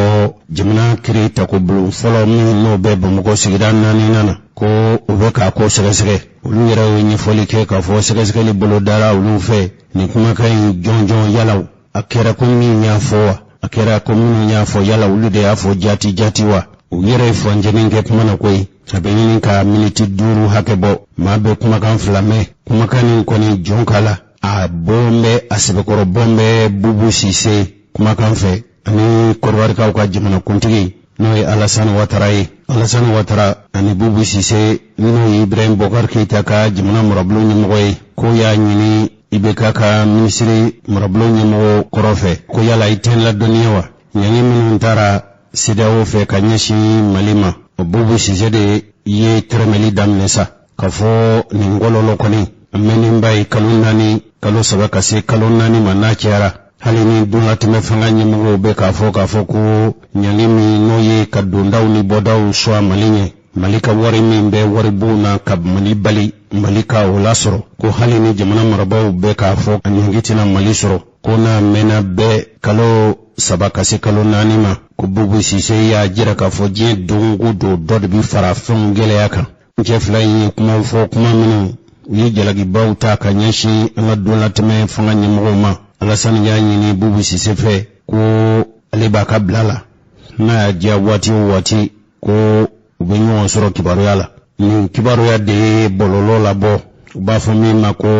Facebook Juma Sɔmɔda fɛ min y'an ka jamana sariyatigiw ye kiribolo 4 nana olu ye sariya sɛgɛsɛgɛli bolo da sabu olu yɛrɛ kɔni fɛ nin kɔni ye janfa de labɛntɔ ye nin wale de labɛntɔ ye ka dankari jamana in a lakana na jamana kɔnɔ a lakana ani jamana kɔkan ka janfa labɛn ka basigibaliya ko kolokolo Mali kɔnɔ ka sabu kɛ nin kunnafoni lase cogo ɲɛ nin cɛ fila ni maba ni ɲɔgɔn cɛ Bubu Sise ani Alassane Dramane Ouattara sariyatigiw fɛ ko a ko sɛgɛsɛgɛli k'a dɔn jɔnjɔn na yala kuma minnu fɔra jati nin cɛ fila kumakan don wa ladege fɛn don de ko sɛgɛsɛgɛliw bɛ senna Bubu Sise ni Alassane Dramane Ouattara a ka olu ka janfa a kɛra i n'a fɔ ninnu kɔni n'u ka ko labɛnnen ye hali n'u ka ko labɛnnen tɛ u b'a fɛ ka nin ko in kolokolo ka dabali ni fɛɛrɛ ɲini min b'a to minnu bɛ fanga na bi n'o ye Asimi Koyita n'a nɔfɛmɔgɔw ye ani Choguel Kokala Mayiga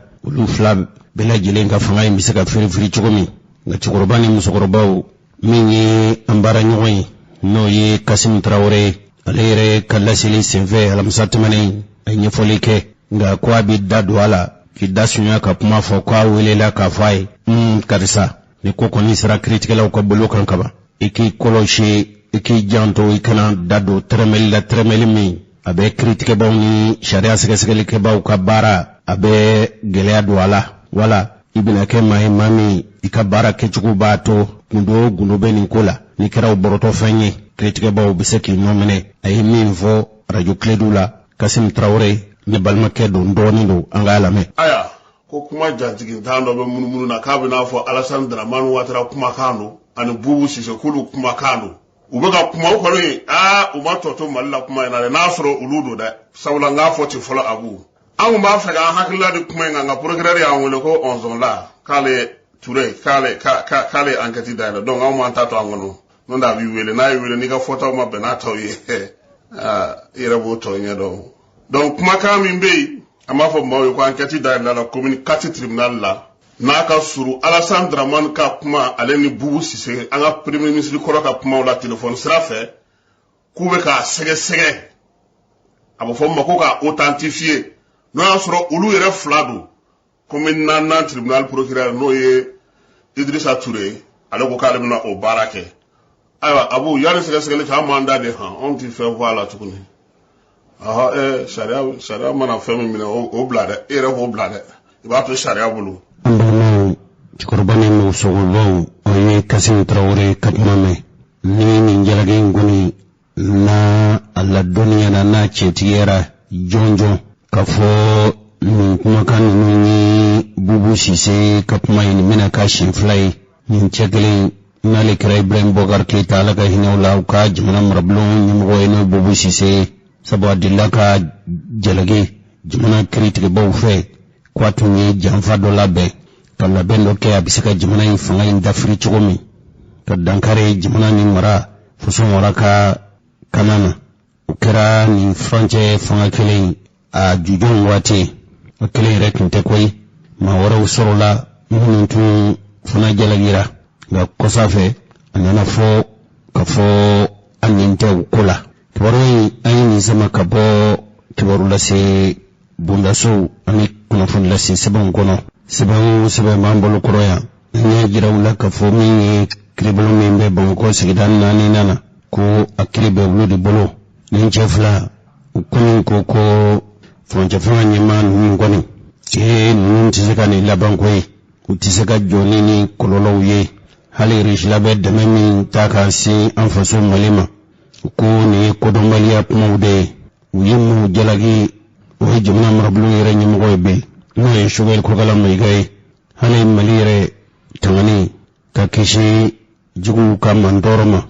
ufana ya ni rusoro ni kola aseka ke ningoni ladige wala ni kola bene akoma ke chugu nyala dabolinde bubu sisere mangutu cheni ka ke nafo jamfa foso jamfa badoma ani mami fana be kumana kutuma gwanza yi no kerachi o yala san draman watrai akira ina funi dalu mi ba jira kafo jamfa la benendo refiya jira kafo uluye bubu sise nyiniga uye kodbari jamana kuntigi bunda su nyiniga ulu koko ni ngoimbe yoro mina pulu dadu kumate ulu dadu fende yani akobi nye sorokoni